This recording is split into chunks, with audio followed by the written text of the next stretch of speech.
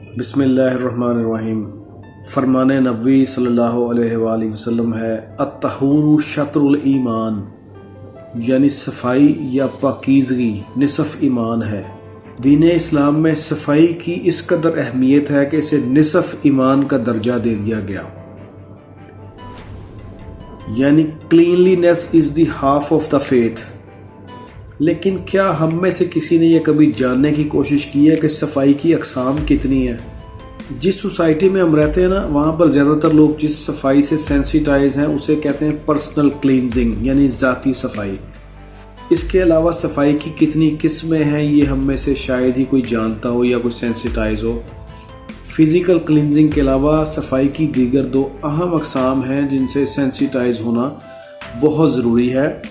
تو اس طرح سے ہم کہہ سکتے ہیں کہ صفائی کی تین اقسام ہیں بیسیکلی۔ نمبر ایک آپ کی فزیکل کلینزنگ یعنی جسمانی صفائی، نمبر دو آپ کی انٹرنل کلینزنگ یا ڈیٹاکسیفیکیشن یعنی آپ کے جسم کے اندرونی حصوں کی صفائی، اور نمبر تین آپ کی اسپرچول کلینزنگ یعنی روح کی پاکیزگی، روحانی صفائی۔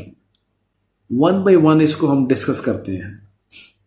صفائی کی جو موسٹ کامن قسم ہے جسے آپ فزیکل کلینزنگ کہتے ہیں، جسمانی صفائی، جس میں آپ کا غسل شامل ہے، آپ کا برش کرنا، آپ کے بالوں کی کٹنگ وغیرہ، ناخنوں کی صفائی وغیرہ شامل ہے، اسے کہیں گے آپ کی پرسنل کلینزنگ۔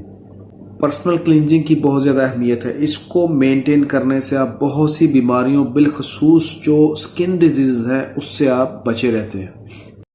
انٹرنل کلینزنگ یا ڈیٹاکسیفیکیشن یعنی آپ کے جسم کے اندرونی حصوں کی صفائی، اسے سوسائٹی کا سینسیٹائز ہونا بہت زیادہ ضروری ہے، کیونکہ موسٹ آف دا ڈیزیزز جو ہیں وہ آپ پہ اٹیک کرتی ہیں کیونکہ آپ اپنے جسم کو ڈیٹاکسیفائی نہیں کرتے۔ Simply detoxification is the process that body adapts to get rid of toxins. آپ جو ڈائٹ لیتے ہیں اس میں مختلف قسم کے نیوٹرینٹس ہوتے ہیں۔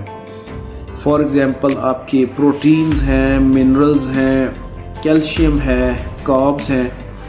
آپ کی باڈی ایک حد تک ان کو استعمال کرتی ہے، اور جو ریسٹ آف دا نیوٹرینٹس ہیں وہ آپ کی باڈی ان کو سٹور کر لیتی ہے، جو by the passage of time جو ہیں وہ ٹاکسنز کے اندر تبدیل ہو جاتے ہیں۔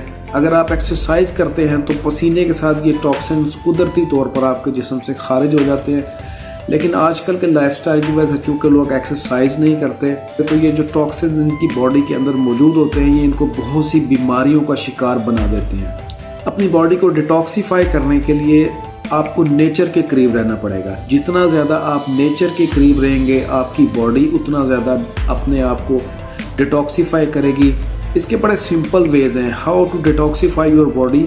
Simply you can drink plenty of water by avoiding processed, pre-packaged and fried food۔ آپ نے یوز کرنا ہے فریش ویجیٹیبلز اینڈ فروٹس۔ اپنی 8 گھنٹے کی نیند جو ہے وہ پراپر طریقے سے لیں۔